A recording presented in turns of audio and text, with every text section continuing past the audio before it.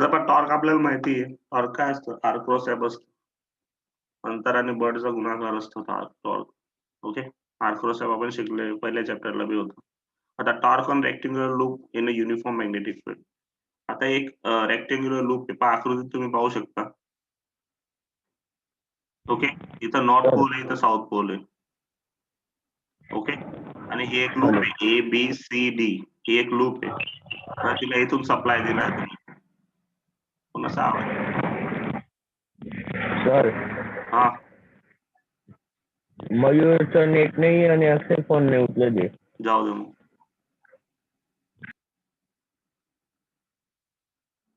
आता पहा, torque on rectangular loop आहे.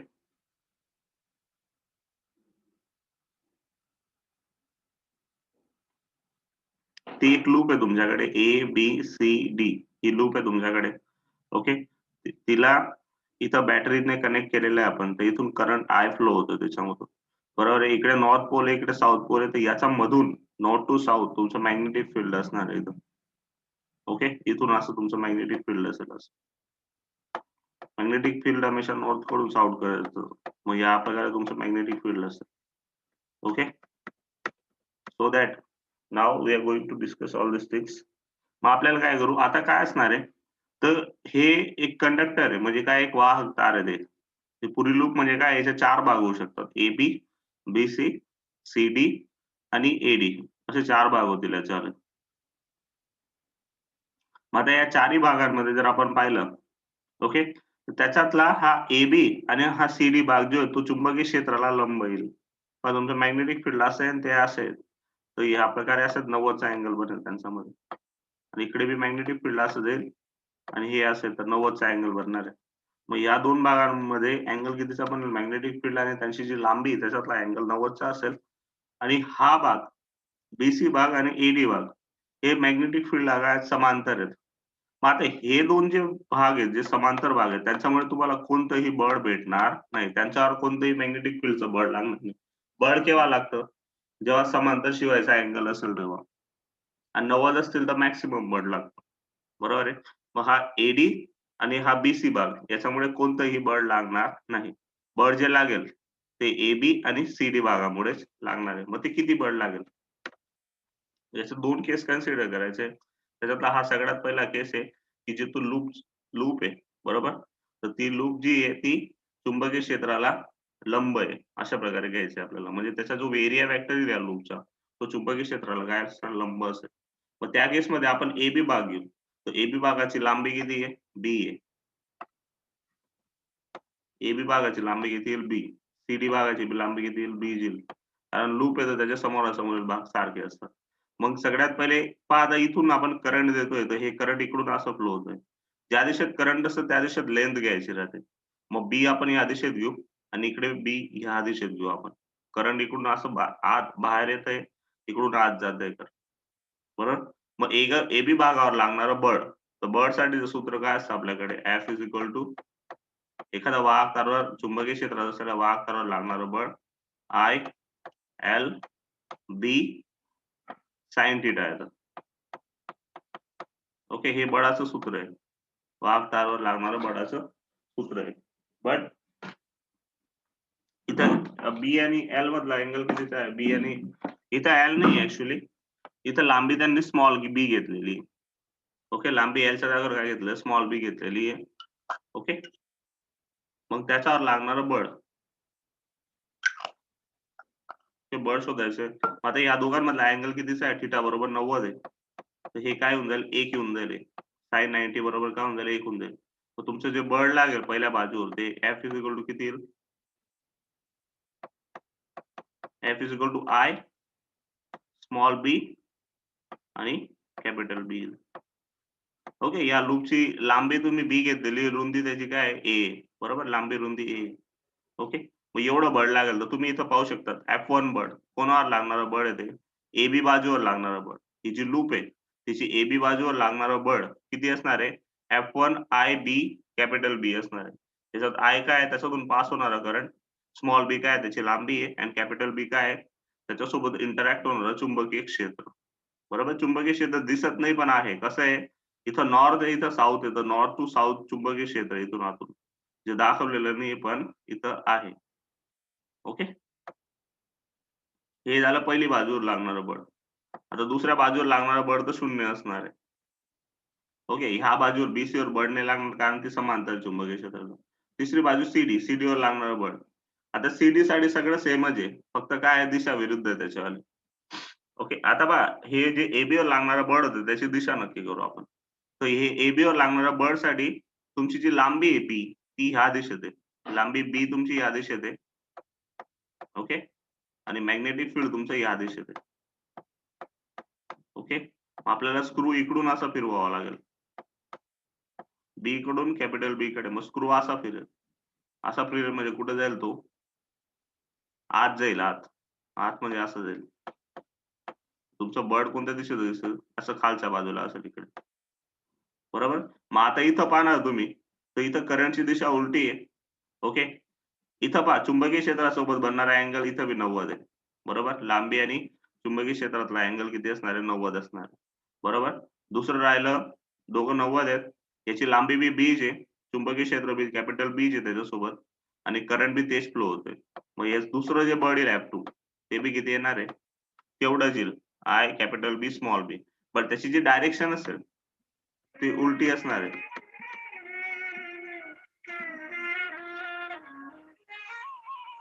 हॅलो? हॅलो?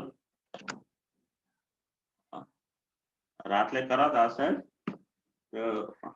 रातले असंच करा होता ते 10-10:30 फोन कर हा नको आता मी लेक्चर चालूच म्हणाला. हॅलो?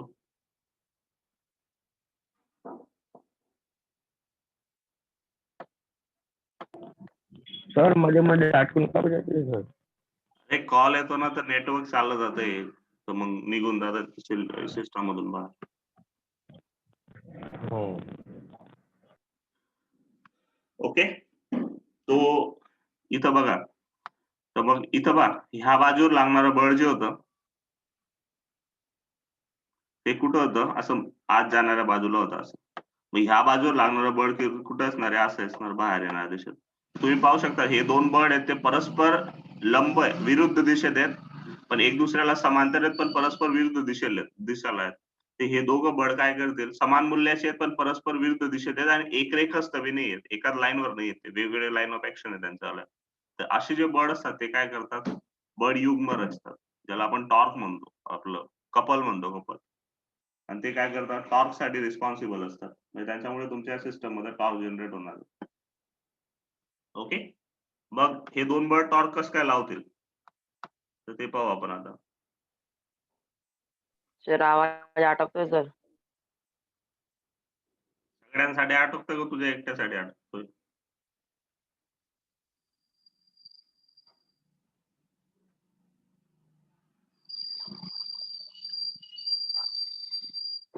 आता बघ आता एवढं आलं एवढं बळ. मग आता पहा हे दोन बळ आहेत. पाहू शकता तुम्ही एक बळ खालच्या बाजूला होतं जे F1 आहे आणि एक बळ वरच्या बाजूला होतं जे F2 होतं. या बाजूला लागणार बळ वरच्या बाजूला होतं. या बाजूला लागणार बळ खालच्या बाजूला होतं. आणि त्यांच्यातलं अंतर किती होतं? A होतं. मग आपल्याला तर सेंटरवर टॉर्क शोधायचं राहतं ना. मग सेंटरवरचं जे टॉर्क असेल त्याला कॅपिटल M लिहू आपण स्मॉल m. मुवमेंट म्हणतात याला. Dipole movement. मग हे टोटल A अंतर तर सेंटर मध्ये किती होऊन जाईल? अर्धा डिवाइड होऊन जाईल अंतर. हाफ डिवाइड होऊन जाईल तर A/2 होऊन जाईल. मग आता टॉर्क साठीचं सूत्र तो टोटल टॉर्क ह्या जो पॉइंट आहे आपला सेंटर पॉइंट त्याच्यावरचं टोटल टॉर्क. तर टॉर्कचं सूत्र इथं अँगल 90 आहे ना. तर टॉर्कचं सिंपलचं सूत्र येईल tau is equal to R into F. बस. साइन θ आता पण इथं साइन 90 आहे. साइन 90 ची किंमत 1 असते म्हणून. ओके. मग F मुळे याच्यावरची मुवमेंट F मुळे M वरची मुवमेंट तर किती येईल ते? F1 into A/2. अंतर किती A/2? हे R काय असतं? अंतर असतं ज्या बिंदूवर शोधायचं राहतं त्या बिंदूवरचं मुवमेंटचं. आणि दुसरं काय F2 into A/2. दोघं समान मूल्याचे पण परस्पर विरुद्ध दिशेला तर टोटल होईल त्याच्यावाली. तर F1 आणि F2 किती? I small b capital B. F1 A/2. इथं बी F2 बरोबर I small b capital B A/2 येईल. मग आता पहा इथून I small B capital B common काढलं तर a/2 प्लस a/2 काय होऊन जाईल, ए होऊन जाईल. आणि ए आणि बी ला आपण सोबत लिहू. हा स्मॉल बी होता इथं आणि इथं स्मॉल ए, त्याला सोबत पहा, हा अर्धा स्मॉल बी, सॉरी अर्धा स्मॉल ए, हा अर्धा स्मॉल आहे. तर अर्धा अर्धा काय होऊन जाईल, एक होऊन जाईल. तुम्ही इथं पण डायरेक्ट करू शकता त्याला, की लाईक हे पहा, आता ही स्टेप आली, ही स्टेप आहे, याच्यातून याला कॉमन काढून घ्या, आय स्मॉल बी कॅपिटल बी ला. आय स्मॉल बी कॅपिटल बी जर कॉमन काढलं तुम्ही, सिम्पली काय होईल, a/2 plus a/2. a/2 plus a/2 काय होऊन जाईल, ए येऊन जाईल फक्त. आणि त्या ए ला आपण बी सोबत लिहू शकतो. तर किती येईल, ए बी आणि कॅपिटल बी साइडला. आता इथं ए इंटू बी काय, तर ए या ए जी आहे ती ह्या लूपची लांबी आहे आणि बी रुंदी आहे. तर लांबी गुणिले रुंदी काय असतं, क्षेत्रफळ बनून जातं, एरिया. मग capital A is equal to लिहू शकतो आपण small A into small B. आणि कॅपिटल ए काय, एरिया ऑफ दी लूप, या लूपचं क्षेत्रफळ आहे ते. म्हणून आपलं सूत्र फायनली काय बनून जाईल, I capital A capital B, असं एक सूत्र येऊन जाईल तुमचं.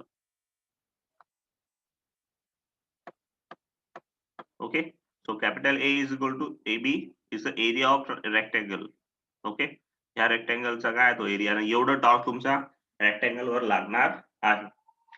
We next consider the case when the plan of a loop is not along the magnetic field but makes an angle with it. आता आपण नेक्स्ट काय करू, की जो प्लान ऑफ द लूप आहे, लूपचा जो प्लान आहे, is not along the magnetic field, म्हणजे मॅग्नेटिक फील्ड सोबत नाही, तो एक अँगल बनवतोय मॅग्नेटिक फील्ड सोबत. मग कशा प्रकारे, म्हणजे पहा अशा प्रकारची लूप आहे तुमच्यावाली, ती मॅग्नेटिक फील्ड सोबत एक अँगल बनवणार या दिशेत. तुमचं मॅग्नेटिक फील्ड या दिशेत असेल, पण तुमची मॅग्नेटिक मुवमेंट एक अँगल बनवेल थिटा, आणि तुमची लूप आता थोडीशी तिरकस आहे. ह्या केसमध्ये सगळ्यात फाईन करायचे आणि फोर्स तर तेवढेच लागतील, दोघं सेमच फोर्स राहतील. या बाजूचा फोर्स वरती जाईल, या बाजूचा फोर्स खालती जाईल. फक्त फरक काय पडणार आहे, इथं इथं एक अँगल बनवून जाईल. ओके, एवढी आकृती समजायची मेन तुम्हाला, बाकी सगळं सेमच असणार आहे. तुम्ही हे सगळं वाचून घे जा. ओके, हे याच्यात काय दिलेलं आहे, कशा ठेवलेलं आहे, प्लॅन ऑफ द लूप काय आहे वगैरे. आणि हे सगळं ऑलरेडी आपण डिस्कस केलेले आहे 11वी मध्ये, की प्लॅन ऑफ लूप काय राहतं, प्लॅन ऑफ पेपर काय राहतो, हे सगळं समजायला पाहिजे तुम्हाला.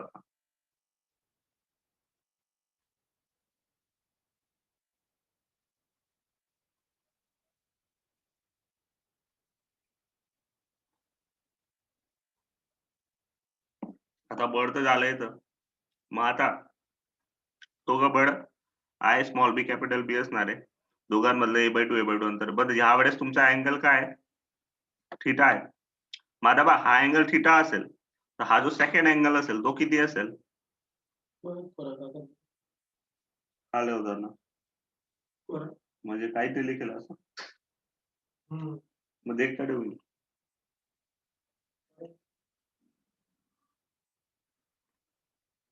मला सर हा, वरती थिटा बनायला पाहिजे सर, कारण की तेवढ्या डिस्टन्स मध्ये आहे ना ते. तसा थिटा नाही बनत.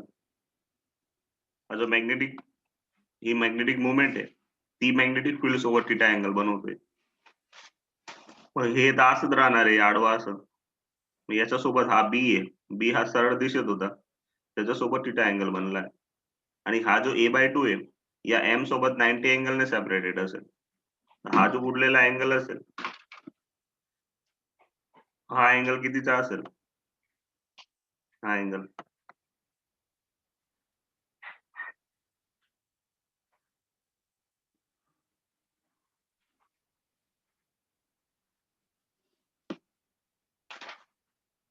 किती असेल सांगा. सर त्याची व्हॅल्यूच माहिती नाही ना सर थिटाची. थिटाची व्हॅल्यू थोडी माहित असायला पाहिजे. या दोघांमधला कितीचा अँगल आहे, ही बाजू निशातला 90 चा आहे. मग हा थिटा आहे, हा किती उरला, 90.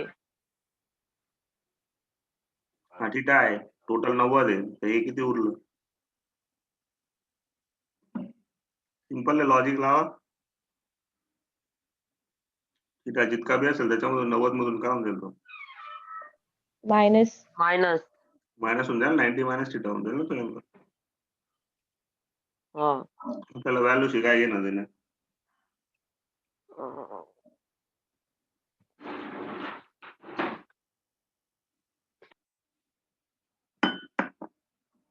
आता हा अँगल बनून जाईल तुमचा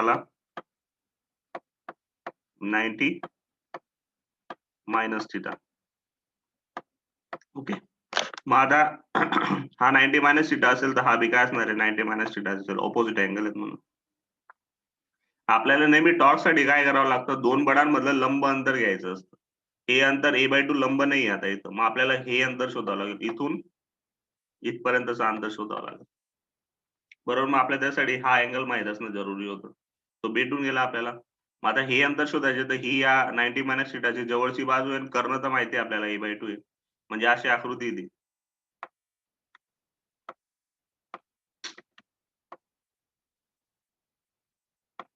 अशी आकृती एक जिथं हे a/2 आहे. ओके, हा अँगल 90 मायनस थिटा आहे आणि हे शोधायचंय तुम्हाला, समजून घ्या हे एक्स असेल तर मग कॉस थिटा घेऊ, जवळची बाजू आहे नाही, तर कॉस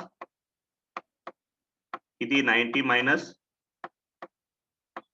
थिटा. कॉस काय आता जवळील बाजू भागीला कर्ण, जवळील बाजू एक्स भागीला कर्ण काय a/2. ओके, आता कॉस 90 मायनस थिटा काय होऊन जातं, साइन थिटा होऊन जातं. आपल्याला एक्स शोधायचं आहे, तर एक्स बरोबर काय येईल, a/2 ला इकडे वरती घेऊन जाऊ. ओके, आणि कॉस 90 मायनस थिटा काय होऊन जाईल साइन थिटा. ओके, मग हे एवढं अंतर किती आलं इथून तर इतकं a/2 साइन थिटा. तर हे बी इकडे बी सेम तीच सिच्युएशन आहे, अँगल बी तोच आहे, जवळची बाजू, तर हे अंतर बी किती येणार आहे a/2 साइन थिटा. दोघं अंतर काय झालं a/2 साइन थिटा झालं. मग आता परत टॉर्कचं सूत्र वापरा. टॉर्क बरोबर काय असतं, बळ गुणिले अंतर, लंब अंतर. बळ F1 आहे इथलं आणि लंब अंतर किती a/2 साइन थिटा, प्लस दुसरं अंतर बी किती आहे F2 आहे आणि बळ दुसरं बळ कोणतं F2 आहे आणि अंतर किती आहे a/2 साइन थिटा. मग sine theta common a/2 a होऊन जाईल आणि ab होऊन जाईल. बरोबर, सेम आहे, जे मागचं सूत्र होतं त्याचं सारखंच सूत्र आहे, फक्त फरक कितीचा आहे, तर इथं अँगल किती आहे थिटा आहे. थिटा अँगल आहे म्हणून पुढे साइन थिटा येऊन गेलं. तर तुम्हाला दिसतं इथं की I A B sine theta आलं, तर ए बी बरोबर कॅपिटल ए येऊन जाईल, कारण ए बी ए इंटू बी, लांबी गुणिले रुंदी करणार तर क्षेत्रफळ येऊन जाईल, तर I A B sine theta येऊन जाईल. जिथं as the theta tends to 0 perpendicular distance between forces of the couple also approaches to 0 and this makes the forces collinear and net force will be 0 and torque is 0. म्हणजे काय होतं, जर तुमचा theta शून्य झाला म्हणजे तुमची ही जी लूप आहे ती अशी मूव्ह करणार आहे, म्हणजे मॅग्नेटिक फील्ड आणि मॅग्नेटिक मुवमेंट एकाच दिशेत होऊन जातील. मग तेव्हा हे जे दोन फोर्सेस आहेत ते दोघं बी एकाच दिशेत होऊन जातील, कोलिनियर होऊन जातील, असे सरळ होऊन जातील आणि तेव्हा कोणताही टॉर्क लागणार नाही. आणि म्हणून आपल्याला थिटा 0 नको पाहिजे असतो. थिटा 0 राहिला तर दिसतंय आपल्याला साइन 0 ची किंमत काय होऊन जातं, शून्य होऊन जातं. म्हणून मग आता याच्यात ही जी पुरी टर्म आली I A B sine theta टॉर्कची, हे कोणतं टॉर्क आहे पहा, खूप सारे टॉर्क येतात पुस्तकात, त्याच्यात कोणतं टॉर्क कुठं वापरायचं ते समजायला पाहिजे. पहिल्या चॅप्टरला बी एक टॉर्क होतं, हे बी एक टॉर्क आहे, 11वीला शिकवतो तेव्हा बी एक टॉर्क होतं. So I A B sine theta आला, तर आय इंटू ए जो आहे ही जी टर्म आहे हिला काय म्हटलं जातं इथं, we define a magnetic moment of the current loop as small M is equal to I A. इथं काय आहे, एक लूप आहे आणि त्याच्यातून करंट फ्लो होत आहे, बरोबर आहे, तिचा एरिया ए, तर त्याची मॅग्नेटिक मुवमेंट काय असते, मॅग्नेटिक मुवमेंट किंवा मॅग्नेटिक डायपोल मुवमेंट, तर तिला काय म्हटलं जातं, small M is equal to I into A. जिथं आय काय तिच्यातून किती करंट पास होतं ते ए आणि ए काय त्याच्याला area, where the direction of vector A is given by the right hand thumb rule and is directed into the plan of the paper. आणि ए ची direction कशाने आहे, तर उजव्या हाताच्या नियमच्या मदतीने मिळवू शकतो आपण, आणि जी कुठे असणार आहे पेपर प्लानच्या आतल्या बाजूला, आणि त्याच दिशेत एम असणार आहे, पा आत जातोय हा एम. इथं पहा, इथं 2D व्ह्यू आहे म्हणून तुम्हाला नीट नाही समजणार की हे कुठे, तुम्हाला वाटेल हे साईडला कुठं तरी जातं, पण ऍक्च्युली तसं नाही, ते आत जाणाऱ्या दिशेत. ओके, मग आपल्याला माहिती इथं आपण हा जो आय आहे त्याला एम लिहून देऊ आणि हा बी आहे आणि यांच्यामधला साइन अँगल आहे, बरोबर आहे. मग आता आपल्याला माहिती की क्रॉस प्रोडक्ट आणि डॉट प्रोडक्ट असतो, जेव्हा साइन अँगल येतो तेव्हा डॉट क्रॉस प्रोडक्ट येतो आणि जेव्हा कॉस अँगल असतो तेव्हा साइन प्रोडक्ट येतो. म्हणजे इथं हा एम आय ला आपण स्मॉल एम ने रिप्लेस करू आणि बी तर कॅपिटल बीज राहणार आहे, बरोबर. आणि साइन थिटा त्याला जर आपण सदिश स्वरूपात लिहिलं तर vector tau is equal to काय, vector M small M cross vector B. Okay, हे डार्क लेटर मध्ये लिहिले म्हणजे यांना आपण वेक्टर म्हणू. ओके, तर टाव इज इक्वल टू काय आलं, स्मॉल एम क्रॉस स्मॉल बी. त्याचं स्मॉल एम काय आहे, मॅग्नेटिक डायपोल मुवमेंट आहे, आणि वेक्टर बी काय आहे, मॅग्नेटिक फील्ड आहे. ओके, हे इक्वेशन कोणाला सिमिलर इक्वेशन आलं, तर आपण युनिफॉर्म इलेक्ट्रिकल फील्ड होतं, म्हणजे समान चुंबकीय क्षेत्र, समान विद्युत क्षेत्र होतं. त्याच्यात आपण जेव्हा एखादी डायपोलला ठेवली होती, तेव्हा तिच्यावर लागणारं टॉर्कचं सूत्र बी असंच काहीतरी होतं, ज्याच्यात tau is equal to P cross E होतं. वेक्टर पी होता, ही डायपोल मुवमेंट होती. ओके, इलेक्ट्रिक डायपोल मुवमेंट होती, आणि वेक्टर ई काय होतं, इलेक्ट्रिक फील्ड होतं, विद्युत क्षेत्र. ओके, त्यालाच सिमिलर आहे. फक्त इथं काय आहे, इथं मॅग्नेटिक डायपोल मुवमेंट येतं, इथं इलेक्ट्रिक डायपोल मुवमेंट येतं. आता ही मॅग्नेट आहे म्हणून इथं मॅग्नेटिक फील्ड येईल, इथं काय येईल, इलेक्ट्रिक फील्ड येईल. दोघं इक्वेशन ऑलमोस्ट सेम आहेत, फक्त ज्याचे त्याचे फील्ड येतील. मॅग्नेट असेल तर मॅग्नेटिक फील्ड येईल, इलेक्ट्रिकल असेल तर इलेक्ट्रिक फील्ड येईल. मॅग्नेट असेल तर टॉर्क साठी मॅग्नेटिक डायपोल मुवमेंट येईल, आणि इलेक्ट्रिकल असेल तर टॉर्क साठी इलेक्ट्रिक डायपोल मुवमेंट येणार आहे. आता हे जी मॅग्नेटिक मुवमेंट आहे, M is equal to I into A, याचं युनिट काय आहे, तर एक राशी कोणती त्याच्यात, आय, जे करंट आहे, करंटचा युनिट एम्पियर येतो, आणि दुसरी काय आहे, एरिया आहे, एरियाचा युनिट काय येतो, मीटर स्क्वेअर येतो. तर याचं जे युनिट येईल तो काय येईल, area into metre square. Okay, आणि डायमेन्शनल इक्वेशन काय येईल, ampere into L square. Metre स्क्वेअरचा एल स्क्वेअर आणि करंटचा एम्पियर. ओके, हा एरियाचा ए ने लिहिलेला आहे, हा एम्पियरचा ए आणि हा एल स्क्वेअर आहे. Okay, from equation we say that the torque vanishes when m is either parallel or anti-parallel to magnetic field. आता ह्या इक्वेशन वरून आपल्याला समजतं tau is equal to I B sine theta आहे. मग थिटा बरोबर 0 केव्हा असू शकतो, जेव्हा ए आणि बी मधला अँगल काय असेल, 0 असेल. ओके, मग टॉर्क केव्हा 0 होऊन जातो तुमचा, जेव्हा तुमचा लूपचा एरिया आणि मॅग्नेटिक फील्ड दोघं एकाच दिशेत असतील किंवा परस्पर विरुद्ध दिशेला असतील, म्हणजे पॅरलल किंवा अँटी पॅरलल, एक दुसऱ्याला समांतर असतील किंवा प्रतिसमांतर असतील, तेव्हा तुमचा थिटा काय बनतो, 0 बनतो, आणि त्यावेळेस तुमचं टॉर्क काय बनून जातं, 0 होऊन जातं. व्हॅनिशेस म्हणजे काय, संपून जाणं, नष्ट होणं. Okay, it indicates that the state of equilibrium as there is no torque on a coil. Okay, this is applied to any object with a magnetic moment m.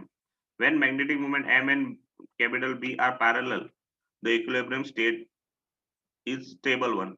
म्हणजे पहा, वस्तू तुमची जी लूप आहे ती संतुलित अवस्थेत केव्हा आहे. ओके, जेव्हा तुमची मॅग्नेटिक मुवमेंट स्मॉल एम आणि मॅग्नेटिक फील्ड हे दोघं एकाच दिशेत असतील तेव्हा. आणि ते केव्हा येईल, जेव्हा तुमची लूप मॅग्नेटिक फील्डला लंब होऊन जाईल, अशी होऊन जाईल. समजा तुमचं असं मॅग्नेटिक फील्ड असेल, ओके, आणि तुमची लूपची गोठवणी एक्झॅक्टली अशी होऊन गेली, एकदम एकदम लंब होऊन गेली, सीधी सीधी एकदम. ओके, तेव्हा तुमचा जो एरिया वेक्टर असेल ना, तो बी असा असेल, आणि ज्या दिशेत एरिया वेक्टर असतो त्याच दिशेत मॅग्नेटिक मुवमेंट असते, आणि ह्याच दिशेत तुमचं मॅग्नेटिक फील्ड आहे. हे दोघं काय होऊन जातील, एक दुसऱ्याला समांतर होऊन जातील. जेव्हा ते दोघं एक दुसऱ्याला, पहा कधी पण एरिया वेक्टर काय असतो, जो बी एरिया असतो त्याला लंब असतो एरिया वेक्टर. हे आपण मागच्या वर्षी खूपदा शिकलेलं आहे. ओके, आता हे छोट्या छोट्या गोष्टी I don't think so I have to remind to you. Okay, तर एरिया वेक्टर आणि मॅग्नेटिक मुवमेंट दोघं एकाच दिशेत असणार आहेत, बरोबर आहे. तर मग जेव्हा मॅग्नेटिक फील्ड तुमचं मॅग्नेटिक मुवमेंटला समांतर होऊन जाईल, तेव्हा तुमचं टॉर्क काय होऊन जातं, 0 होऊन जातं, आणि तेव्हा तुमची जी लूप असते ती इक्विलिब्रियम म्हणजे की संतुलित अवस्थेत होऊन जाते.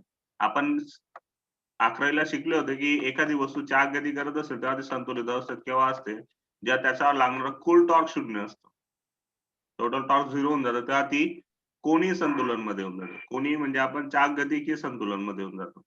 ओके, आणि जेव्हा एखाद्या वस्तूवर लागणारे कुल फोर्सेस 0 असतात, टोटल फोर्सेस, तेव्हा ती रेखीय संतुलन मध्ये असते, असं आपण 11वीला शिकलेले आहेत.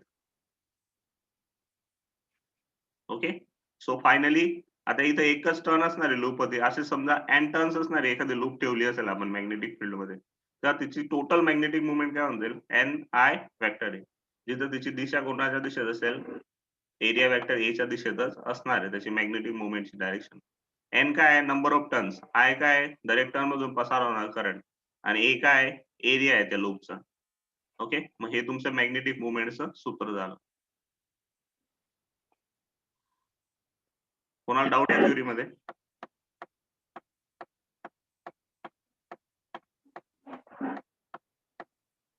आता एक्झाम्पल आहे, नंतर करू आपण 4.11 4.12 बी नंतर 4.12 ट्राय कर जा. ओके, आता हा टॉपिक आहे 4.10.2. आता हा अंडरस्टँडिंग वाला टॉपिक आहे. आता याच्यासाठी ह्या सगळ्या वस्तूंसाठी मी तुम्हाला एक वस्तू बोललो होतो काल पण, की तुम्ही प्रिव्हियस लेक्चर्स पाहून घ्यायचं. ज्यांनी लेक्चर्स पाहून घेतले तर काल मी अपलोड केले तर 3 व्हिडिओच्या लिंक बी पाठवलं तर म्हटलं आजचे लेक्चर आणि हे 3 पाहा. तर उद्या तुम्हाला बेनिफिट होईल याचा. बट आय डोंट नो कितींनी पाहिले किंवा नाही पाहिले. पाहिले असेल तर वेल अँड गुड, नाही पाहिले असेल तरी मग तुमची इच्छा. बिकॉज हा टॉपिक मी थोडा फास्ट चालवणार आहे कारण इझी टॉपिक आहे. पूरा चॅप्टरचा अंडरस्टँडिंग वर आहे. So I am not going in a deep. So circular current loop as a magnetic dipole. Circular current loop म्हणजे काय? एक लूप आहे, सर्क्युलर आहे, तिच्यातून करंट पास होतो. तर तिला आपल्याला एक डायपोल म्हणून साबित करायची, मॅग्नेटिक डायपोल. ओके, 2 टाईपचा डायपोल असतो, इलेक्ट्रिक डायपोल येते आणि मॅग्नेटिक डायपोल येतं. Okay, in this section we consider the elementary magnetic element, the current loop. We shall show that the magnetic field due to the current in a circular loop is very similar behavior to the electric field of electric dipole. म्हणजे याचं behaviour same असतं. Magnetic डायपोलचं जे behaviour असतं तसं, म्हणजे electrical डायपोलचं जसं behaviour असतं तसंच मॅग्नेटिक डायपोलचं पण असतं.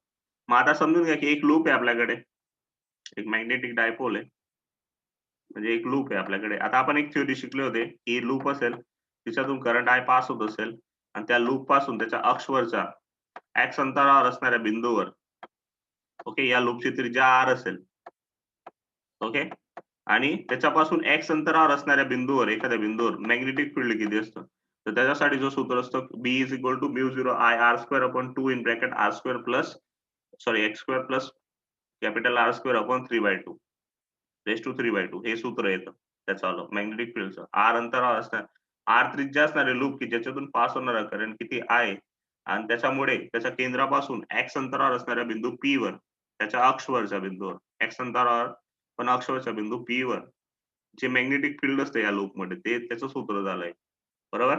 आणि जेव्हा समजून घ्या, आता याच्यात कंडिशन कोणती घ्यायची, X very very greater than R, म्हणजे ह्या लूपच्या त्रिज्येच्या कम्पेअर मध्ये जर तुम्ही बिंदू घेताय तो खूप दूर आहे, मग तेव्हा तुम्ही काय करू शकतात, एक्सच्या कम्पॅरिझन मध्ये आर ला इग्नोर करू शकतात. एक्सच्या कम्पेअर मध्येच आर ला इग्नोर करायचा, असं सुट्टा आर दिसला त्याला इग्नोर करायचा नाही.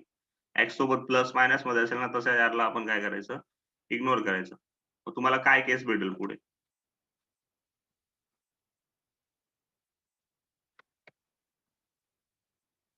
तर मग पहा तो आर तुम्ही इग्नोर केला, मग तुम्हाला ही वस्तू भेटून जाईल की छेद मधून तुम्ही पहा असं इक्वेशन होतं μ0 I r² आणि 2 होता x² प्लस r², ओके, आणि रेस टू 3/2 असं इक्वेशन होतं. मग आता पहा याच्यात काय होतं की हा आर इग्नोर केला तुम्ही, हा आर निघून गेला, मग इथं x² रेस टू 3/2 होऊन जाईल, त्याच्यातला हा 2 गेला, हा 2 गेला, मग x ची तिसरी घात होऊन जाईल, म्हणून इथं काय आलंय 2x³ आलं इथं छेद मध्ये, समजलं. हा 2 घात निघून जाईल तर तिसरी घात डायरेक्ट x ला भेटून जाईल. ओके, म्हणजे असं येतं ते 2 आणि 3/2 x ची घात. मग हा जेव्हा आधा घाताचा घात असतो त्या घातांकांचा गुणाकार होतो, मग 2 कॅन्सल तर तिसरी घात बनून जाईल x ची. मग तुम्हाला इथे भेटेल μ0 I r² upon 2x³. Okay, याच्यात काहीच नवं नाही करत आहे मी, जो फॉर्म्युला आहे त्यालाच फक्त थोडं मॉडिफाय करतोय. ओके, आता आपण काय करू, आता आपल्याला मॅग्नेटिक मुवमेंट सोबत याचा संबंध पाहिजे. तर मॅग्नेटिक मुवमेंट साठी एखादी लूप जर असेल ना, तर तिचा एरिया घ्यावा लागतो. आता इथेची लूप घेतली होती ती आपण आर त्रिज्येची लूप घेतली होती. मग आर त्रिज्या असेल आणि एखादी सर्क्युलर लूप आहे, तर एखादं सर्कल असतं वर्तुळ, तर वर्तुळचा एरिया किती येतो, क्षेत्रफळ पाय r² येतो, बरोबर आहे. मग आपल्याकडे r² तर ऑलरेडी आहे, मग आपल्याला एरियामध्ये कन्वर्ट करण्यासाठी वरती आणि खालती मल्टिप्लाय बाय पाय करू आपण. मग आता खाली आणि वरती मल्टिप्लाय पाय केला तिथं पाय r² होऊन जाईल, लाईक असं होऊन जाईल इथं. इथं वरती मल्टिप्लाय बाय पाय केला तर खाली पण मल्टिप्लाय बाय पाय करावं लागेल आपल्याला. मग हा पाय r² जो आहे टोटल एवढा, तो काय बनून जाईल, एरिया ए बनून जाईल, आणि छेद मध्ये एक एक्स्ट्रा पाय येऊन जाईल. मग μ0 I कॅपिटल A अपॉन 2 पाय x³ हे इक्वेशन बनून गेलं. Note that area of loop is A pi R square. मग त्याच्यामुळे आपण वरतीने खालती मल्टिप्लाय बाय पाय केलं, will get here mu 0 I A upon 2 पाय एक्स क्यूब. असं इक्वेशन आलं. मग आता या इक्वेशन मध्ये अजून पुढे मॉडिफिकेशन काय करू आपण? एवढं झालं. आता याच्यात आय इंटू ए आपल्याला माहिती काय असतं? We define the magnetic moment M to magnitude I into A. मग आपण या आय ला मॅग्नेटिक मुवमेंट एम लिहू शकतो. बरोबर आहे. पण आपल्याला एक स्टँडर्ड इक्वेशन काय माहितीये की छेद मध्ये म्यू 0 असेल ना तेव्हा छेद मध्ये 4 पाय असलं पाहिजे. मग आपण वरती आणि खालती मल्टिप्लाय बाय 2 करू. तर mu 0 upon 4 pi is equal to 2 m by x cube येऊन गेलं इक्वेशन मॅग्नेटिक मुवमेंटचं.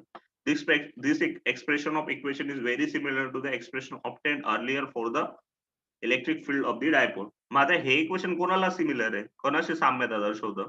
तर इलेक्ट्रिकल फील्ड मध्ये जेव्हा तुम्ही एखाद्या डायपोलला ठेवली असेल, म्हणजे सॉरी एक डायपोल असेल, त्याच्यामुळे त्याच्या अक्षवरच्या बिंदूवर चुंबकीय विद्युत क्षेत्र शोधायचं असेल, तेव्हासाठीचं एक इक्वेशन आपण शिकले होते. असं एक शिकलो होतं आपण ते एक चॅप्टरला की तुम्ही एक डायपोल सॉरी असं काय शिकलो होतं आपण की इकडे मायनस इकडे प्लस क्यू चार्ज असेल किंवा कुठेही प्लस क्यू मायनस क्यू असू शकतो. इकडे मायनस क्यू चार्ज असेल असं होतं. आय थिंक इकडे प्लस क्यू होता आणि इकडे कदाच मायनस क्यू होता. I don't really remember. इकडे एक मायनस क्यू चार्ज होता आणि त्याच्या अक्षवरचा एखादा बिंदू असेल, ओके, एक्स अंतरावर समजा अक्षवरचा एखादा बिंदू असेल सेंटर पासून एक्स अंतरावर इथून, तर ह्या बिंदूवरचं electrical field total electric field आपल्याला शोधायचं होतं. तर ते जे टोटल इलेक्ट्रिक फील्ड आलं होतं डायपोलमुळे, ही डायपोल होती, तर याच्यात हा एवढं अंतर ए होतं, एवढं अंतर ए होतं. एक अंतर आपण एक्स मायनस ए घेतलं होतं, एक्स प्लस ए घेतलं होतं आणि असं समजलं होतं की एक्स हा एच्या कम्पेअर मध्ये खूप मोठा असेल, तेव्हा जे मॅग्नेटिक फील्डचा डायपोलचा इलेक्ट्रिक फील्डचा फॉर्म्युला आला तो हा फॉर्म्युला आला होता. Vector E is equal to 2 P upon 4 pi epsilon 0 x cube. आणि ज्याच्यात जो पीई असतो तो डायपोलची डायपोल मुवमेंट असते. पीई जो असतो ते काय असते? डायपोलची डायपोल मुवमेंट. मग हा फॉर्म्युला आणि हा फॉर्म्युला मध्ये सिमिलॅरिटी काय? तर इथं म्यू 0 येतं, इथं 1 अपॉन एप्सिलॉन 0 येतं त्या फॉर्म्युला मध्ये. इथं एम येतं, तिथं पी येतं. एम पी ने रिप्लेस होतं, मॅग्नेटिक फील्ड इलेक्ट्रिक फील्ड ने रिप्लेस होतं. जर आपण पहा म्यू 0 ला 1 अपॉन एप्सिलॉन 0 ने रिप्लेस केलं, एम ला पी ने रिप्लेस केलं इलेक्ट्रोस्टॅटिक डायपोल आणि मॅग्नेटिक फील्डला इलेक्ट्रिक फील्ड ने रिप्लेस केलं, तर आपल्याला फॉर्म्युला जो भेटेल या बी च्या जागेवर काय आलं? ई आलं. ओके. नंतर हा एम च्या जागेवर काय आलं? पी आलं. ओके. आणि हा म्यू 0 च्या जागेवर काय घेतलं आपण? 1 बाय एप्सिलॉन 0. तर 4 बाय दोघांमध्ये तर आपण चेक करू शकतो या इक्वेशनला. तर vector E is equal to 2 vector P आपण 4 पाय एप्सिलॉन 0 एक्स क्यूब. म्हणजे हे दोघं इक्वेशन काय आहेत? सेम आहेत. मग आता ही जर मॅग्नेटिक डायपोल ही जर इलेक्ट्रिक डायपोल साठीचं इक्वेशन आहे, तर हे जर इक्वेशन असेल ते कशासाठीचं असलं पाहिजे? मॅग्नेटिक डायपोल साठीचं असलं पाहिजे. ओके. म्हणून आपण समजू शकतो की जी एखादी लूप असते जिच्या जो करंट पास होतो ती एक डायपोल म्हणून बिहेवियर करते, मॅग्नेटिक डायपोल म्हणून बिहेवियर करत असते. कशासाठी? जेव्हा त्याच्या त्रिज्येच्या कम्पेअर मध्ये ज्या बिंदूवर आपल्याला मॅग्नेटिक फील्ड शोधायचं तो खूप दूर असेल, जी कंडिशन वरती लिहिली होती. कोणती कंडिशन लिहिली होती? X very very greater than R साठी. जी एखादी लूप असते, ओके, जिच्यातून करंट आय पास होतोय, ओके, ह्या लूप पासून खूप दूरच्या अंतरावर एखादा बिंदू असेल ना, त्याच्यावर मॅग्नेटिक फील्ड साठी ही लूप काय बनून जाते? मॅग्नेटिक डायपोल बनून जाते. ओके. हे या इक्वेशन वरून साबित होत असतं. ओके. सिमिलरली तिथं अजून एक इक्वेशन होतं की जी डायपोल असेल, इलेक्ट्रिक डायपोल असेल, त्याच्या अक्षवरच्या बिंदूवर तर झालं डबल वाला मॅग्नेटिक फील्ड होतं. समजा असं असेल की प्लस क्यू आणि इकडे मायनस क्यू होतं, हे डायपोल होतं इलेक्ट्रिक डायपोल आणि त्याच्या सेंटर मधून त्याला लंब असं एखाद्या बिंदूवरचं चुंबकीय क्षेत्र विद्युत क्षेत्र शोधायचं असेल समजा तुम्हाला एक्स अंतरावर, तर ते जे विद्युत क्षेत्र होतं ते याचा अर्ध येतं. हे जे विद्युत क्षेत्र आहे त्याचा अर्ध म्हणजे पी आपण 4 पाय एप्सिलॉन एस क्यूब. मग त्याचप्रमाणे इथं बी काय भेटेल? तसंच magnetic field mu 0 upon 4 pi M by x cube भेटेल तुम्हाला. ओके. सेम टू सेम जसं हे अर्ध भेटतं विषुवरेखावरच्या बिंदूवर, तसंच याचा बी विषुवरेखावरच्या बिंदूवरचं मॅग्नेटिक फील्ड तुम्हाला किती भेटेल? P is equal to mu 0 upon 4 pi M by x cube. जे ओरिजिनल फील्डचा काय होऊन जाईल? अर्ध होऊन जाईल. ओके. हे सगळे इक्वेशन फक्त अंडरस्टँडिंगचे इक्वेशन आहेत. एमसीक्यू वगैरे साठी बी येतात. मग आता तुम्हाला माहिती इथं की जे एम असतो स्मॉल एम काय असतं आय इंटू ए असतं magnetic dipole movement which is analogous to dipole movement. म्हणजे हे magnetic dipole movement electrical dipole मुवमेंटला काय सेम आहे.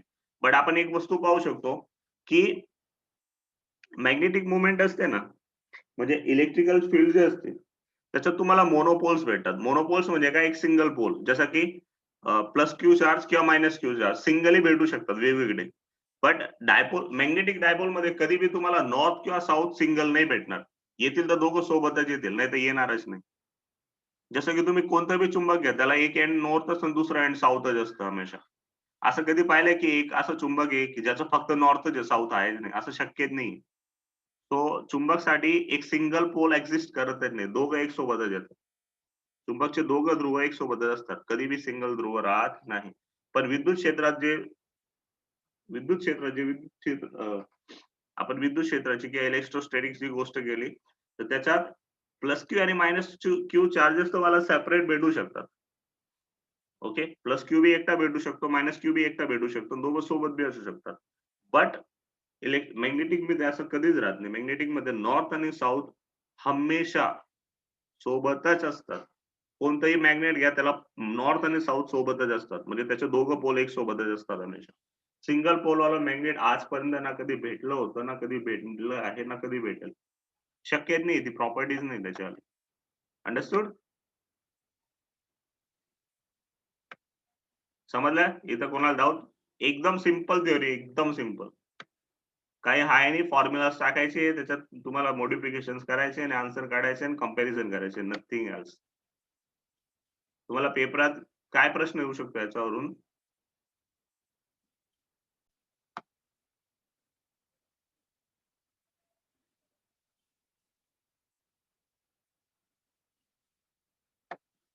The magnetic dipole moment of revolving electron. In chapter 12, we shall read about the Bohr's model of hydrogen atom. Okay म्हणजे आपण chapter 12 मध्ये याच्याविषयी खूप डीप मध्ये शिकणार आहे की बोर मॉडेल वगैरे काय असतं. बट ऍक्च्युली आपण इथं सिम्पली आपल्याला काय समजायचंय की एखादा न्यूक्लियस आहे. ओके त्याच्यात त्याचा आतला विद्युत भार न्यूक्लियसचा आतला विद्युत भार झेडई झेडई म्हणजे काय झाला की हा जो परमाणू असेल त्याचा परमाणु क्रमांक झेड असेल आणि त्याचा न्यूक्लियसच्या आत झेड प्रोटॉन्स असतील. जेवढा त्याचा परमाणु क्रमांक असतात तेवढेच प्रोटॉन असतात त्याच्या न्यूक्लियसच्या आत. झेड प्रोटॉन असेल तर न्यूक्लियसचा आतचा धनविद्युत भार प्लस झेडी असेल आणि ह्या न्यूक्लियस पासून आर अंतरावर एक इलेक्ट्रॉन आहे जो एक सर्क्युलर पाथवर मुवमेंट करतोय. ओके करंट नेहमी इलेक्ट्रॉनचा फ्लोच्या विरुद्ध दिशेला घेतलं जातं हे आठवण ठेवजा. तुमचा इलेक्ट्रॉन असा रिव्हॉल्व करतोय तर तुमचा करंट असा फ्लो होईल उलट्या दिशेत. ही हमेशा आठवण ठेवजा. कन्व्हेन्शनल मेथड ही. तुमचा इलेक्ट्रॉन असा फ्लो होतोय ना अशी गती करतोय तर तुमचा करंट असा फ्लो होईल हमेशा. हे हमेशा आठवण ठेवजा. इलेक्ट्रॉनच्या विरुद्ध दिशेला तुमचं करंट घेतलं जातं. मग आता आपल्याला मॅग्नेटिक मुवमेंटच दाखवायची इथं इलेक्ट्रॉन साठीची. ओके एक सिंगल इलेक्ट्रॉन बी मॅग्नेटिक मुवमेंट दाखवता असं आपल्याला इथं साबित करायचं. मग इलेक्ट्रॉनचा विद्युत भार किती असतो 1.6 इंटू 10⁻⁹ कुलम. आता या थिअरीमध्ये साबित काय करायचं ते पहिले समजून घेऊ आपण. आपल्याला मॅग्नेटिक मुवमेंट साबित करायचं त्याला नेम म्यू एल लिहिलेलं आहे. एमच्या जागेवर काय लिहिलं त्यांनी याचं म्यू एल. तर म्यू एल बरोबर आता सिम्पली मॅग्नेटिक मुवमेंट बरोबर काय असतं आय इंटू ए असतं. ओके मग ही वस्तू साबित करायचं. मग सगळ्यात पहिले आपल्याला आय शोधावं लागेल त्याच्यानंतर ए शोधावं लागेल आपण. ओके असं अशा रीतीने फ्लो जायचं आपल्याला. ओके मग सगळ्यात पहिले आय काय असतो आता इलेक्ट्रॉन आहे तो एक सर्क्युलर पाथवर परिभ्रमण करतोय.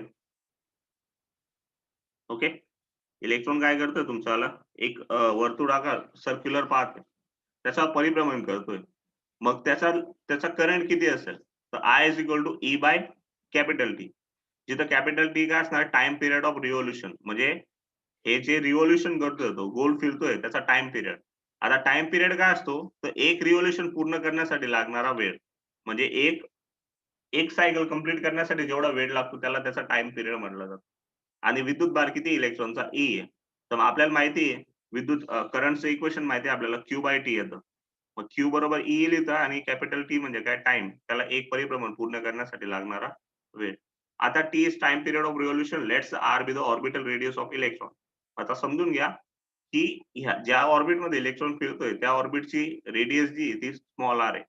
ओके आणि टाइम पिरियड कॅपिटल टी, समजा इलेक्ट्रॉनची स्पीड किती आहे, व्ही जेवढ्या वेगाने इलेक्ट्रॉन गती करतोय, मग तेव्हा त्याचा ऑर्बिटल टाइम किती येईल, हा time period, capital T is equal to 2πr upon V. आता आपल्याला माहिती आहे की टाइम बरोबर काय, आपल्याला काय माहिती आहे, आपल्याला वेग बरोबर काय येतं, अंतर भागीला वेळ. इथं वेट कॅपिटल टी आहे. ओके, पण अंतर किती, तर जेव्हा इलेक्ट्रॉन एक रिव्होल्यूशन पूर्ण करतो तेव्हा तो सर्क्युलर पाथवर जिथून स्टार्ट करतो तिथंच परत येतो. आणि आपल्याला माहिती आहे की एखादा पाथ सर्क्युलर असेल तर तेव्हा त्याचं एक परिभ्रमण करतो तेव्हा तो त्याच्या परिघ जेवढं अंतर कापत असतो. परिघ किती असतो एखादा वर्तुळाचा, तर 2πr, 2π आणि गुणिले त्याची त्रिज्या असते. मग जेव्हा तो एक रिव्होल्यूशन पूर्ण करेल टी जेवढ्या टाइम मध्ये, व्ही जेवढ्या वेगाने, तेव्हा तो किती अंतर कापणार आहे, 2πr. मग इथं x बरोबर काय लिहू शकतो आपण, 2πr भागीला टी. बट आपल्याला टाइम पिरियड शोधायचा आहे. टाइम पिरियड टी ला इकडे घेऊन जाऊ, तर टी इज इक्वल टू काय येईल, 2πr भागीला काय होऊन जाईल, व्ही येऊन जाईल. मग तुम्ही पाहू शकता इक्वेशन मध्ये capital T is equal to 2πr upon V आहे. ओके, मग आता ही किंमत जेव्हा आपण ह्या इक्वेशन मध्ये टाकू तर हा टी छेद मध्ये, तर 2πr छेद मध्ये व्ही अंश मध्ये येऊन जाईल. मग फायनली तुम्हाला करंट आय बरोबर काय भेटेल, EV upon 2πr. Current I बरोबर काय भेटेल तुम्हाला, ईव्ही अपॉन 2πr. आता पुढे, आता आपल्याला मॅग्नेटिक मुवमेंट शोधायची, तर मॅग्नेटिक मुवमेंटला इथं कशाने दिलेलं आहे, म्यू एल ने लिहिलेलं आहे. स्मॉल एम होता ना, आता पाहिलं त्याला. मॅग्नेटिक मुवमेंटचं सूत्र मी तुम्हाला आता लिहून दिलं, काय लिहून दिलं तुम्ही, म्यू एल. इथं मॅग्नेटिक म्यू एल असेल आणि mu L is equal to काय असणार आहे, आय इंटू ए. तिथं आय काय असणार आहे, करंट, आणि ए काय असणार आहे, एरिया ऑफ लूप. आता एरिया किती असणार आहे या लूपचा, I pi R square. Circular path आहे, रेडियस आर आहे, तर आपल्याला माहिती की एखाद्या वर्तुळाचा जे क्षेत्रफळ राहते किती येतं, पाय आर स्क्वेअर येतं. म्हणून ई बरोबर काय आहे, ई सॉरी आय बरोबर ईव्ही अपॉन 2πr, आणि इकडे काय येईल, पाय आर स्क्वेअर. ओके, मग हा आर कॅन्सल, हा पाय गेला, हा बी पाय गेला. मग काय उरेल आपल्याकडे, ईव्ही आणि हा एक आर उरला आहे तो भागीला 2, ईव्हीआर भागीला 2. हे झालं magnetic movement mu L. Okay, मग आता काय करू आपण, ह्या मॅग्नेटिक मुवमेंटला तुम्ही पाहू शकता इथं EVR/2 उत्तर आलंय. Direction of magnetic movement is into the plan of paper. आणि डायरेक्शन ऑफ मॅग्नेटिक मुवमेंट कुठे असणार आहे, तो जो प्लान ऑफ पेपर आहे त्याचा आतल्या बाजूला जाणाऱ्या दिशेत असणार आहे. ओके, त्याच्यावरून फायनली आपण आता ह्या जे इक्वेशन आहे आपल्याकडे मॅग्नेटिक मुवमेंटचं, त्या इक्वेशन मध्ये वरती आणि खालती मल्टिप्लाय बाय एम करू. पण काहीच केलं नाही, व्हीआर होता त्याला सेपरेट घेतलं साईडला, त्याच्यासोबत एम मल्टिप्लाय केला, जिथं एम काय असणार आहे, इलेक्ट्रॉनचं वस्तुमान. Okay, mass of electron. Okay, वरती एम ने मल्टिप्लाय करा, खाली बी एम ने मल्टिप्लाय करावं लागेल. तर E/2m इन ब्रॅकेट MVR. आता हे MVR पाहून तुम्हाला काय आठवतं का, काय होतं, कशाचं सूत्र होतं, do you remember anything about MVR? चाकगतीवाला चॅप्टर ज्याला आठवण नसेल ना त्याला माहित असेल, म्हणून मी बोललो होतो जेव्हा चाकगती शिकवत होतो की हे चॅप्टर तुम्हाला पुढे कामात येणार आहे फिजिक्स मध्ये, खूप वेळेस खूप ठिकाणी.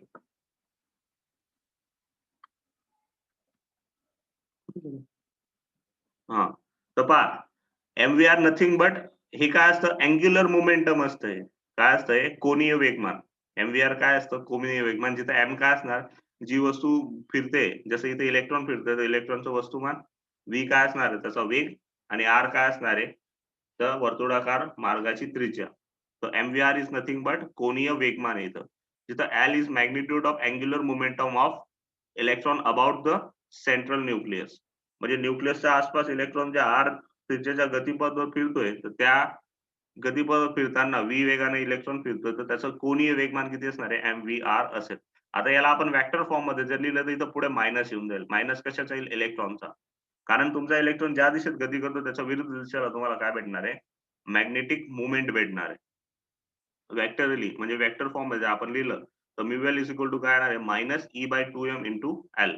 Okay, the negative sign indicates that the angular momentum of electron is opposite to in the direction of magnetic movement. म्हणजे तुमची जी अँग्युलर मुवमेंट असणार आहे ती मॅग्नेटिक जी मॅग्नेटिक मुवमेंट असणार आहे ती तुमच्या अँग्युलर मुवमेंटचा ऑपोजिट डायरेक्शनला असेल. म्हणजे समजा की मॅग्नेटिक मुवमेंट जर तुमची वरती असेल तर अँग्युलर मुवमेंट तुमची काय असणार आहे? एक्झॅक्टली खाली असणार आहे. ओके, म्हणजे ती जर प्लस वाय मध्ये असेल तर ही कशात असणार आहे? मायनस वाय मध्ये. डायरेक्शन ऑपोझिट असतील, एक दुसऱ्याला 180च्या अँगलवर असतील ते. क्लिअर? Any doubts? हे मॅग्नेटिक मुवमेंट साठीचं सूत्र झालं. खूप इम्पॉर्टंट थिअरी आहे आणि खूप इझी थिअरी आहे. पण इथं पाहू शकता तुमची मॅग्नेटिक मुवमेंट आत जाणाऱ्या दिशेत आहे. क्रॉस लिहिलेलं आहे इथं, म्हणजे आत जाणाऱ्या दिशेत आहे.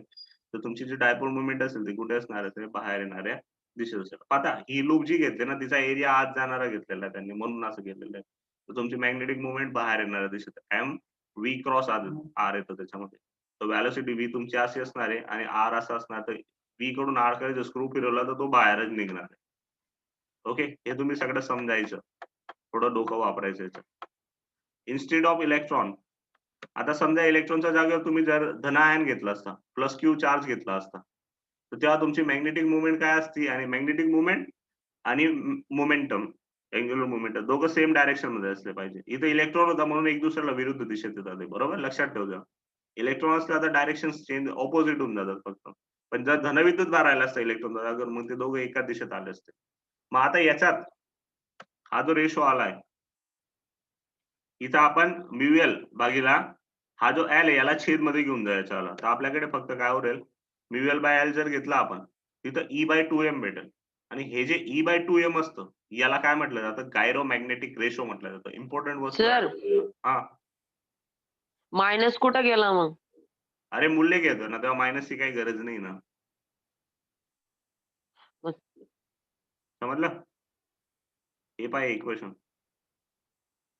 इलेक्ट्रॉन साठीचं, हे पाय याच्यात आणि याच्यात काय फरक आहे? समजलं का या दोघांमधला फरक? हे फक्त मूल्यासाठीच आहे. मूल्य आहे आणि हे व्हेक्टर फॉर्म मध्ये आहे. मग व्हेक्टर फॉर्म मध्ये साइन कन्सिडर करावे लागतात. पण मूल्य घेताना साइन चं काही घेणं देणं राहत नाही. So mu by L is equal to E/2m. याच्यात हा जो E/2m असतो त्याला गायरोमॅग्नेटिक रेशो म्हणतात आणि तो एक कॉन्स्टंट आहे. म्यू बाय एल चं मूल्य हमेशा कॉन्स्टंट राहतं आणि त्याची व्हॅल्यू किती येते? 8.8 गुणिले 10 कुलम पर केजी. तुम्ही शोधू शकता ती व्हॅल्यू. इलेक्ट्रॉनचा विद्युत भार ठेवायचा 1.6 × 10⁻⁹ डिवाइड बाय 2 आणि इलेक्ट्रॉनचं वस्तुमान 9.11 × 10⁻31 आणि याला सॉल्व्ह करायचं तुमचं उत्तर यायचे 8.8 गुणिले 10 KG per coulomb per KG. Okay, for electron which has been verified by experiment, म्हणजे एक्सपेरिमेंटली पण व्हेरीफाईड करून घेतलं. आता जर एखाद्या कक्षात इलेक्ट्रॉनला फिरायचं असेल, ओके, हे सगळं ही जी वस्तू आहे ही तुम्हाला चॅप्टर 12 मध्ये परत येणार आहे एवढी वस्तू, बरोबर? कदाचित हे सगळं बी होऊन जाईल थोडंफार. आता ही जी वस्तू असेल L is equal to NH/2π, ही तुम्हाला चॅप्टर 12 मध्ये येणार आहे. मग चॅप्टर 12 मध्ये काय असतं की इलेक्ट्रॉन जेव्हा एखाद्या मार्गात परिभ्रमण करतो ना, एखाद्या वर्तुळ मार्गात, त्याच्यात तो जो त्याच मार्गात परिभ्रमण करतो जिथं त्याच्या h/2π चा गुणा h/2π चं जे मूल्य असतं ना, ते काय असतं? पूर्ण गुणांक मध्ये असतं. ओके, n चा पूर्ण गुणांक मध्ये. आणि म्हणजे काय? ही n ची व्हॅल्यू जी असते ती पूर्णांक व्हॅल्यू असते. पूर्णांक म्हणजे काय? 1, 2, 3, 4 असेल अशी. h/2π चा गुणाकारमध्ये. ओके, h/2π चा n सोबतचा गुणाकार होतो. ती जी अँग्युलर मुव्हमेंट असते ना, मोमेंटम असतं ना, त्याच पाथ मध्ये काय करतो? इलेक्ट्रॉन फिरतो. हे तुम्हाला मी डीप मध्ये तेव्हा समजेल. फक्त एवढं समजून घ्या की अँग्युलर मोमेंटमचं जे सूत्र येतं ते NH/2π येतं. जेव्हा एखाद्या वर्तुळाकार पाथवर इलेक्ट्रॉन फिरत असतो तेव्हा. मग त्याच्यावरून मिनिमम डायपोल मुव्हमेंट किती असणार आहे? आपण हे जे सूत्र होतं आपल्याकडे E/2m चं आणि हा L ला इकडे घेऊन जाऊ आपण. मग ह्या L च्या जागेवर NH/2π घेऊ. पण पहिल्या कक्षेसाठी एकदम कमीत कमी मिनिमम व्हॅल्यूसाठी n बरोबर 1 घेऊ आपण. मग इथं h/2π येईल. तर h/2π आलं आणि खाली 2 होतात. म्हणजे इथं काय झालं? 4πm येऊन गेलं. मग आता याच्यात या सगळ्या किमती ठेवा. तर E बरोबर 1.6 × 10⁻⁹. h प्लॅंक अचळांक असतो त्याची किंमत 6.63 गुणिले 10⁻34 असते. 4 the 4 आहे. पाय 3.14 आणि me 9.11 × 10⁻31. ओके, मग फायनली याचं उत्तर काय भेटलं तुम्हाला? 9.27 सर × 10⁻24. हा बोल. 9.11 × 10⁻31 ही me ची व्हॅल्यू आहे का? हा, इलेक्ट्रॉनचं वस्तुमान 9.11 लिहा किंवा 9.1 लिहा, दोघं सेमच राहतात. ओके, जिथं minimum mean stands for minimum, म्हणजे मिनिमम मोमेंटम त्याच्यासाठीच आहे. मिनिमम डायपोल मुवमेंट कोणाची? Magnetic movement. ओके, एखाद्या लूपची ज्याच्यात इलेक्ट्रॉन फिरतोय त्याची मिनिमम मॅग्नेटिक मुवमेंटचं सूत्र झालंय जे किती आलं 9.27 × 10⁻³ एम्पियर मीटर स्क्वेअर. ओके, आणि यालाच काय म्हणतात, ही जी किंमत आहे यालाच बोहर मॅग्नेटॉन म्हणतात. हे तुम्ही केमिस्ट्री मध्ये आवड शिकले असतील, Bohr magneton. Okay, may be chapter संक्रांतीवाले चॅप्टर ना केमिस्ट्री 2 मध्ये डी विभागाचे तत्व आहे त्याच्यात इलेक्ट्रॉन संक्रांती करतो. मग डी मध्ये राहतो, एस मध्ये राहतो, पी मध्ये राहतो, P2sp3 संकरण आणि हे सगळे संकरण वगैरे आले असतील तर त्याच्यात तुम्हाला चुंबकची जे कंपाऊंड असेल तो मॅग्नेटिक असेल किंवा नाही ते चेक करायचं राहतं. म्हणजे तुमच्या कक्षेमध्ये ज्या ऑर्बिटमध्ये इलेक्ट्रॉन राहतोय, ओके, किंवा ज्या कक्षकमध्ये इलेक्ट्रॉन राहतोय त्याच्यात जर एकच इलेक्ट्रॉन असेल तर मग त्याच्यात मॅग्नेटिक मुवमेंट असते. म्हणजे अनपेअर इलेक्ट्रॉन असेल तर मॅग्नेटिक मुवमेंट असेल, पेअर इलेक्ट्रॉन राहिलं मॅग्नेटिक मुवमेंट शून्य होऊन जातं. त्याचं कारण असं असतं की पेअर इलेक्ट्रॉन राहिलं म्हणजे एक इलेक्ट्रॉन ज्या दिशेला गती करतो त्याच्या विरुद्ध दिशेला दुसऱ्या इलेक्ट्रॉनची स्पिन असतं. दोघं इक्वल आणि ऑपोजिट स्पिनमुळे मॅग्नेटिक फील्ड व्हॅनिश करून जातात, झिरो करून टाकतात. म्हणून जे पेअर इलेक्ट्रॉन असतात त्यांच्यामुळे मॅग्नेटिक फील्ड नाही भेटत. पण अनपेअर इलेक्ट्रॉन जे राहतात, फक्त एकच इलेक्ट्रॉन जर एखाद्या कक्षेत असेल तर तो एकच इलेक्ट्रॉन काय करतो, एवढं मॅग्नेटिझम प्रोड्यूस करतो.